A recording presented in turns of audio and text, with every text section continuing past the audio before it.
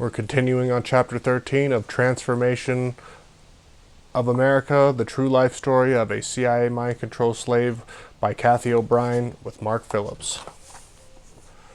Sometime prior to the death of CIA Chief William Casey, I was in Washington, D.C.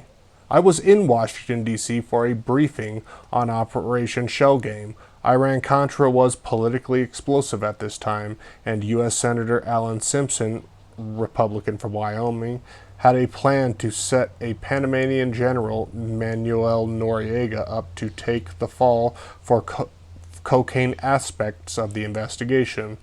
Noriega had become yet another source of embarrassment to the Bush-Reagan administration, or the Reagan-Bush administration. The need to convince him to be discreet about his involvement in U.S. criminal covert activities had reached alarming proportions.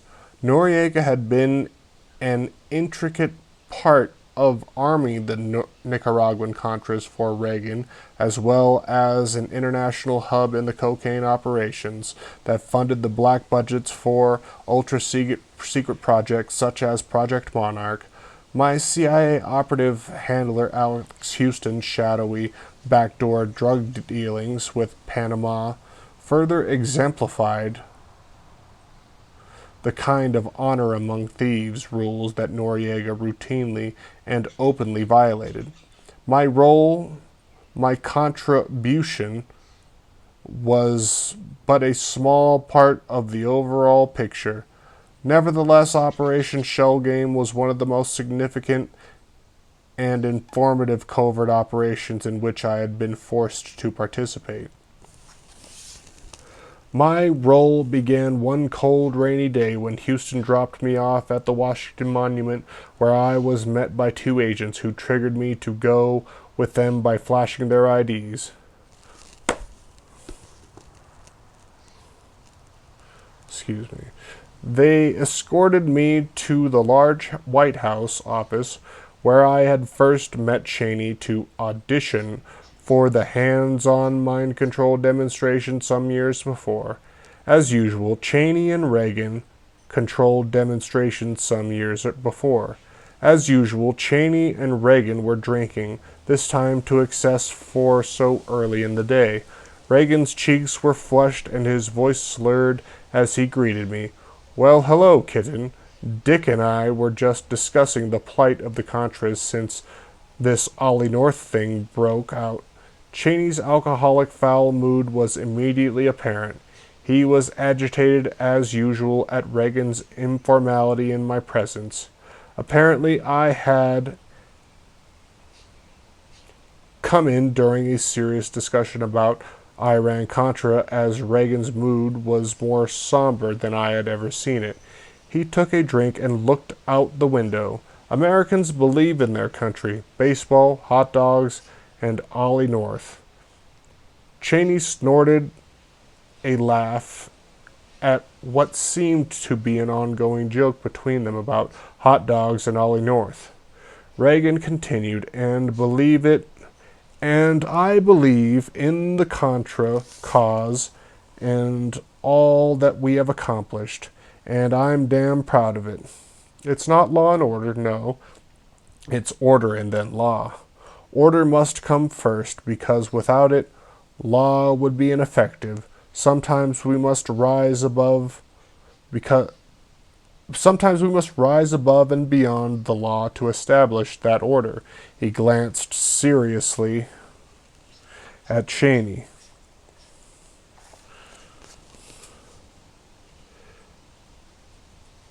Or a new world order. As president, that is my responsibility. Establish order through democracy by spreading democracy throughout the world. With order, there is peace. Right now in Nicaragua, the people are crying out for democracy, for peace, and I cannot turn a deaf ear to them, not even in view of Ollie North's troubles. True Americans know he is a hero. That's why we must rise above the law to establish order by fulfilling the wishes, the hopes, the dreams of those brave men fighting for freedom by doing our part in spreading democracy. Reagan was gesturing into the air, apparently lost in the poetry of his own ranting.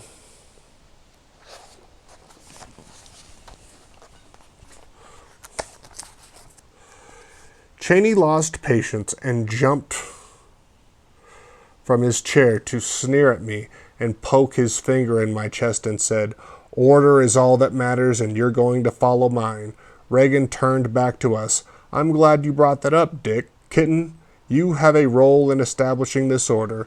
With the same patriotic passion that burned in your bosom for the freedom fighters of Afghanistan, you will carry out your orders for the Contras. Dick will define your role and provide you with all you need and all you need to know from the old wizard's bag in the basement Oz programming in Cheney's Pentagon office. So you run along now and do as he commands." Senator Alan Simpson was in Cheney's office when we arrived. Cheney flipped over the 2 hourglasses to let me know my life was on the line according to the Oz programming. Cheney gestured to Simpson and began Operation Shell Game. Is Simpson's brainchild, so he's master of the game, and he's going to teach you the rules. The objective of the game is to see who's left holding the goods. Pointing to Simpson, he commanded, "Listen to I'm." Simpson stood up and began cryptically talking. "You are going on a princess cruise, Noriega's yacht. The baby's ear shell is your passkey. I will provide you with yours in your appropriate time." He took the shell out of his wallet. It was approximately 1.5 inches long and was translucent pink, shaped and detailed exactly like a baby's ear.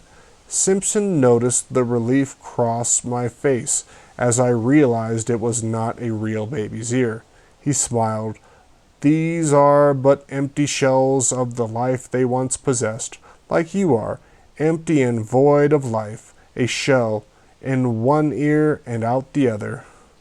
I have your ear now. Listen. If they hold the passkey, you listen. When you hold the passkey, you speak, in one ear and out the other, never to be retrieved." He turned the shell to his wallet and continued, "Listen, follow orders. The Colonel Aquino will be there, and you will follow his orders and provide a demonstration hands-on style for General Noriega. It will be different, yet the same time, so follow the Colonel's orders closely."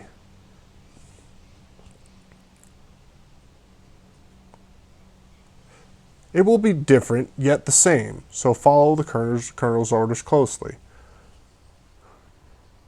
Cheney roughly grabbed my hair and pulled my head back, got right in my face and said, "Or I'll get her, my pretty, your little girl. Follow orders as though her life depends upon it, because it does, or the next baby's ear will be taken from Kelly. So listen. When you see the baby's ear, you will listen." He sprung my head in the direction of the hourglass and released my hair. He was sneering, and Simpson looked just as he thought Cheney overdid it.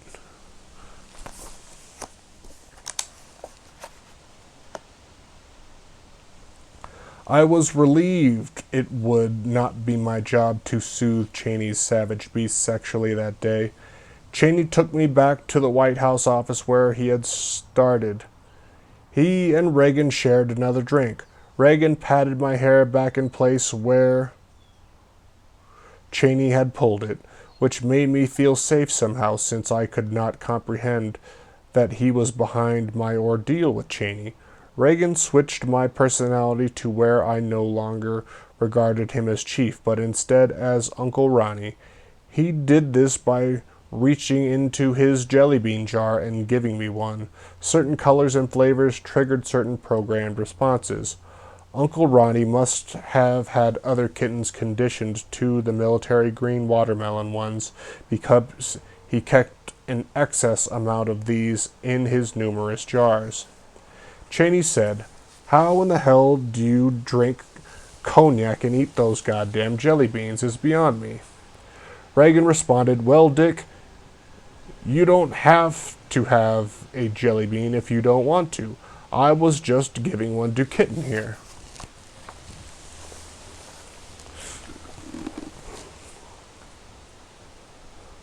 "Damn right. I don't have to have a jelly bean, but you're going to have a jelly bean if you keep that shit up." Cheney finished his drink. Reagan chuckled. "Now, you know I watch my figure." "Figure this," Cheney interrupted. What are you going to do with the Contras?" Cheney slammed down his drink and headed for the door.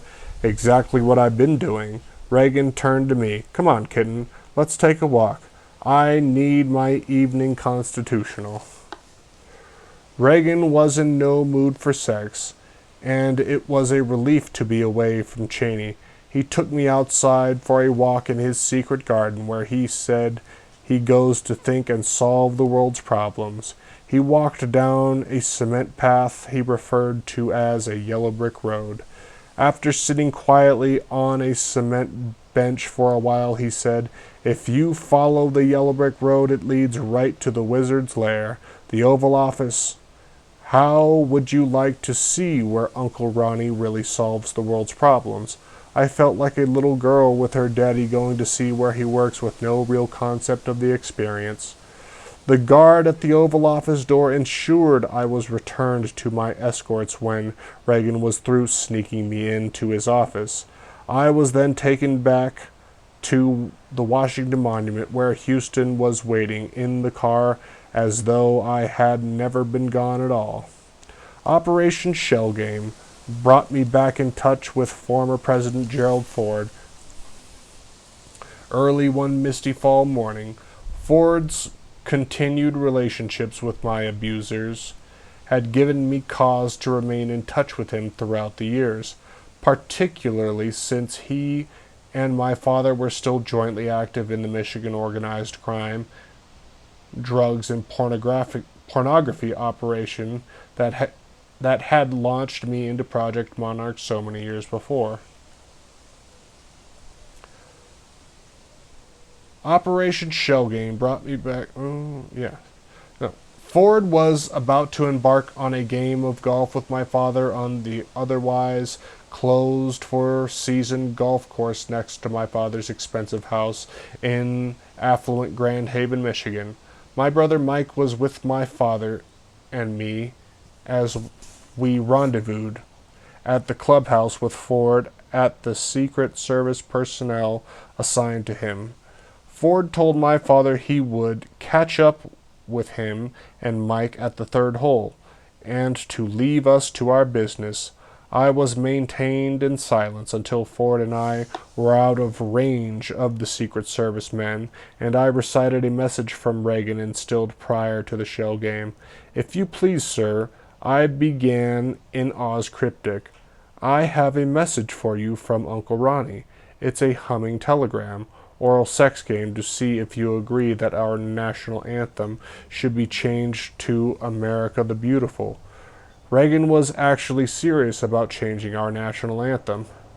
Ford responded, "We may have to see about that later. First, we've got some other holes to attend before the sun gets up any higher."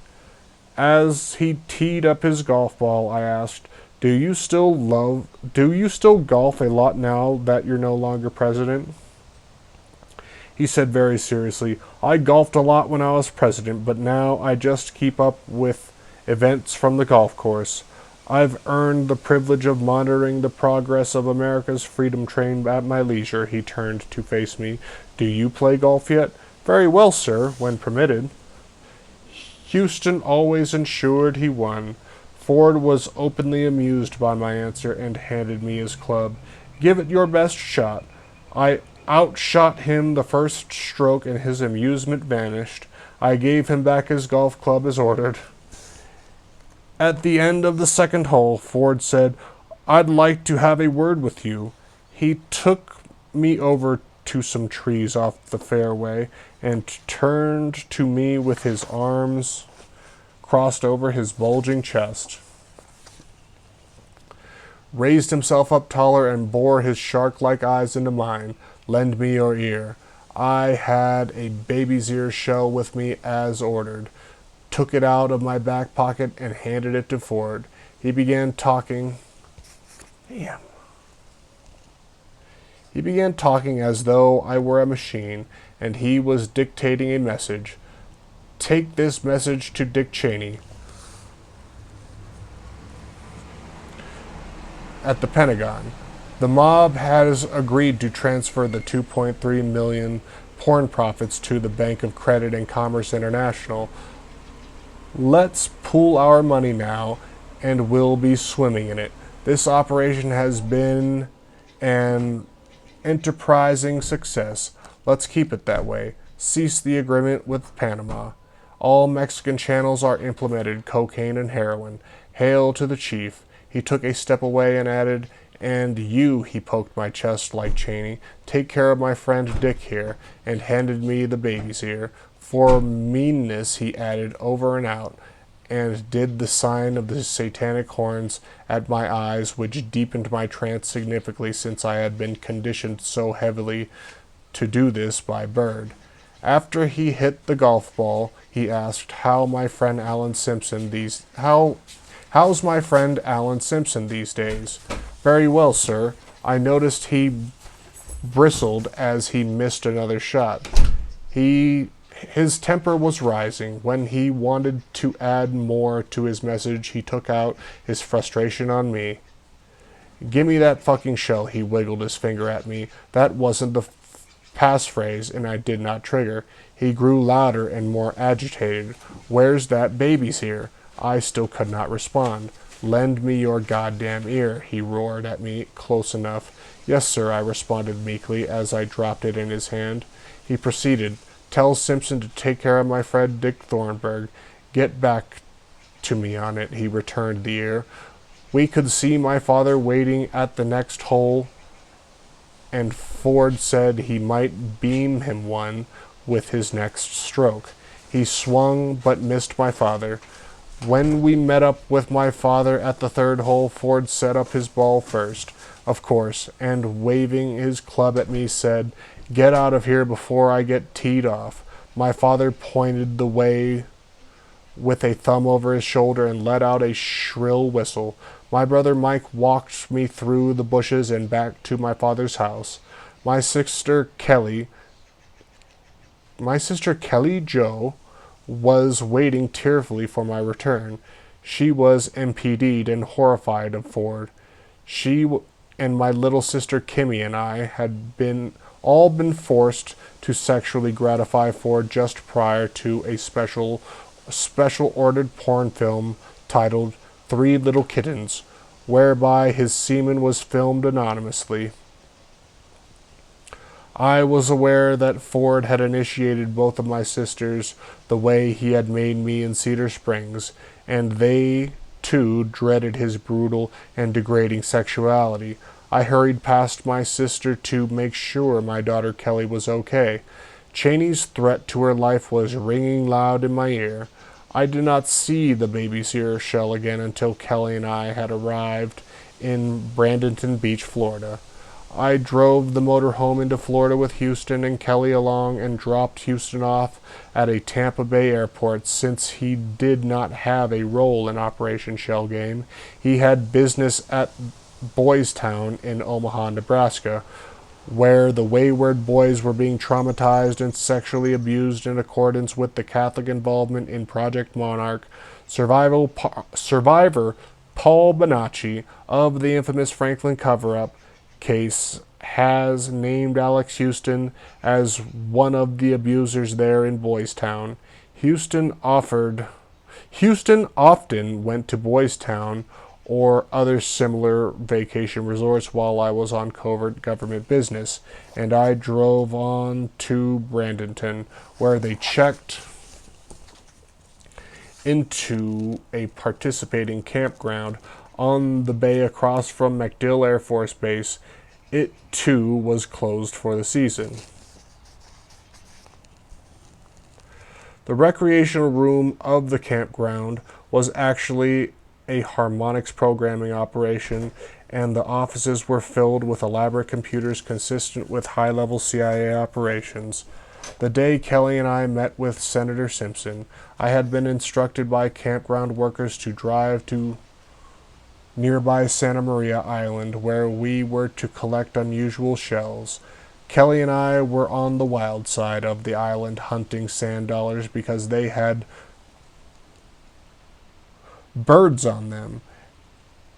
As we walked through the shallow water, Kelly scared up a stingray, which sent us screaming for the shore. Simpson was on the beach, laughing, looking out of place in his Cagney hat and gray suit with legs rolled up and polished shoes in hand. He seemed familiar with the beach. When we reached the shore, he struck up a conversation about shells. It wasn't until he told us about the baby's ear shell and opened his wallet to retrieve it that I triggered and knew who he was. As he took it out, he also flashed his ID, signaling us to go with him. Considering Kelly, he had slipped a shell into the sand for her to find that looked like an eye in a spiral. He used this as a hypnotic induction to control her, comparing it to Bush's eye in the sky. Simpson showed me the shell in his hand and begun. You alone will take the shuttle boat to your princess cruise. It willful leave the dock from your own backyard, Oz, at 7:30 p.m. Dress appropriately. Houston had ensured the proper attire had been packed. You will be escorted to the conference room and on into the top deck. You will see as you approach the ship, Noriega's yacht. The top deck is surrounded with black mirrors. Look deep into the mirrors. That is where you will be, and where I will be when we next meet. We walked a little further up the beach to where the motorhome was parked, and referring to the baby's ear, Simpson said, "They are very rare indeed. This one is the right ear. You must go to the other side of the island, out Longboat Key, to find its match. The Colonel Aquino has the baby's left ear and will meet you at the pier at 4 p.m. Stop at the little market on the corner and call. Then it's just down the street a little ways." I followed instructions robotically. Kelly and I watched from the pier as four big armed with machine guns, emotionless programmed guards scanned the area as Aquino emerged from the car. Kelly said, "Mom, let's go." I remembered Cheney's threat and assured her I would protect her, though I could not comprehend from what. When Aquino approached with two Dobermans on leashes, I told him Simpson had sent me there looking for the left baby's ear. He opened his hand to reveal all that was left. The baby's ear. The dogs had devoured and consumed the rest of the baby. It was bloody, ragged, and bluish rather than pink. Whether or not this was an actual baby ear, the impact was the same. I put Kelly further behind me, away from the dogs. I stood traumatized and entranced, ready for command. Aquino instructed me in full detail on the night's activities, and that I was to leave Kelly with campground personnel until my return. That evening I was taken to Noriega's yacht in the bay via a small motorboat. I triggered and tranced further as I approached the familiar black-mirrored yacht according to plan. I was helped onto the back of the yacht by Panamanian palace guards, who kept me at gunpoint until I was cleared and my baby's ear pass key accepted. I was escorted past the Air Force Base officials, their wives, drug people, and the vast amounts of cocaine laid out for them. I recognized several of the guests, including Oliver North and Puerto Rican drug lord Jose Busto. I was led up the stairs to the conference room where Aquino, Noriega, and Simpson were waiting. Simpson, I realized I must be on the other side of the black mirror, and I gazed out into the darkness. Simpson spoke softly. "You are on the other side of the black mirror now, NASA programming, peering through the blackness out to sea. Sea of black riding on a sea of black, drifting, drifting from the winds, deep into the blackness, drifting through the sands of time, black sands yielding shells such as this baby's ear." He pressed it into my hand, signaling it was time for me to speak.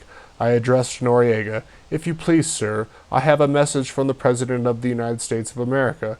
The successes we have enjoyed in our shared endeavors are now history in the making, whose course cannot be altered, regardless of the imminent lifting of the veil by well-intentioned do-gooders. As the veil is lifted, it may shed light on you, so you must have your house in order, as does Ollie North, and cease any and all detectable activity. I will do my best to keep you under shield and out of view. If you comply with these orders and cease all detectable activity at once."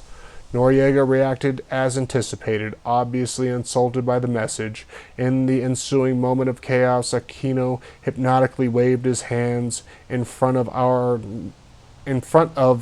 Noriega and dramatically spread out his satanic black cape worn for impact on Noriega's superstitions, which appeared to fill the room.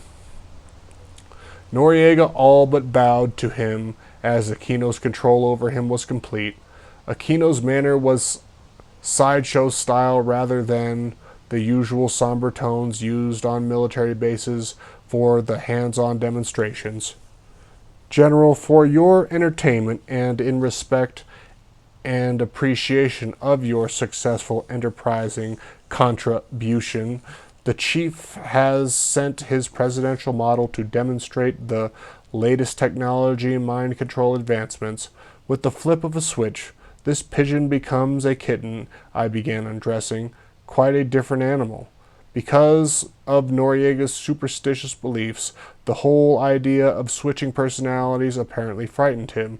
I know Noriega believed wholeheartedly in mind control, but could not grasp the concept of multiple personalities, which I now believed he perceived as demonic possession. Therefore, he did not adhere to the idea of one slave being trained for both business and pleasure. Aquino, whom Noriega already perceived as a devil working for Reagan, was manipulating his beliefs masterfully. The impact of this demonstration and operation would prove to be a psychological warfare of the highest order. Aquino ordered me to lie on the bed and invited Noriega to look closer at the wizard his chief Reagan could create. Noriega stepped closer to see what Aquino was pointing out to him between my breasts. A large carved Baphomet appeared. Aquino had hypnotically regressed me to the time of its making, which caused it to seemingly suddenly appear right before Noriega's eyes. Noriega jumped back, ignorantly terrified of this scientific phenomena. I believed Noriega stayed in the room for the rest of the demonstration simply because he was frozen in fear. Aquino hit me with a cat o' nine tails, and I shrieked in pain. Noriega jumped. Aquino hit me with it again, this time activating me to respond sexually as though pain were pleasure, a mind control concept that Noriega more readily grasped. Then Aquino pointed out that the Baphomet had disappeared. When Noriega looked, Aquino used Bird's hypnotic induction as he cut me in between my breasts with a knife, saying, "In like a knife, sharp and clean. I'll carve out what I want. My trance had been deepened to the extent that my circulatory system slowed. Therefore, I did not bleed until Aquino hypnotically changed my trance level. Then he told Noriega that the Baphomet carving had retreated into the depths of my body and soul, possessing me and inciting the heat of hell. He commanded me to show my face, the vaginal mutilation carving of the Baphomet face. As I did, Aquino offered Noriega my sex. As predicted, Noriega's eyes bulged in terror and revulsion, while Aquino told him rejection of me had killed me. I ceased breathing and moving as conditioned. Noriega was dumbfounded as Aquino laughed wickedly and threatened. Even death will not permit her, or you, escape from the wizard's power. He explained that I was the wizard's own and under his spell, and could therefore re-energize myself and come back to life. He put a vaginal prod in my hands and ordered me to masturbate myself with it, pushing the button to electrically jolt myself internally upon command. Noriega's eyes were enormous. He paled to the sticky gray, his mouth fell open, and he ran out of the door while Aquino assured him that he had nowhere to run, nowhere to hide from Reagan's powers. Noriega predictably interrupted the demonstration as a threat from the depths of hell, which should have been enough to heed Reagan's commands to break the drug trafficking ties immediately. Apparently, this is not the case, as is evidenced by Noriega's continued Florida incarceration. Aquino and Simpson doubled over with laughter as they congratulated themselves on a job well done. Simpson finally ordered me to dress and escorted me to the back of the yacht to ensure the guards to put me on the shuttle boat rather than kill me because of Noriega's horror. As I approached the dock of the campground, the boat driver told me I would find Kelly asleep in the recreation room. I ran to her, and fearful of Cheney's threat, made sure her ears were still intact. I was immensely relieved to find them still there and know that she was okay. I could not think to wonder what she had endured in my absence. I illogically felt like a good mom for doing my part right so Kelly could live. Never before had I experienced such a sense of danger to us both, and my relief was proportionate. I lovingly held her in my arms the rest of the night. God, that's it for today's chapter of horror.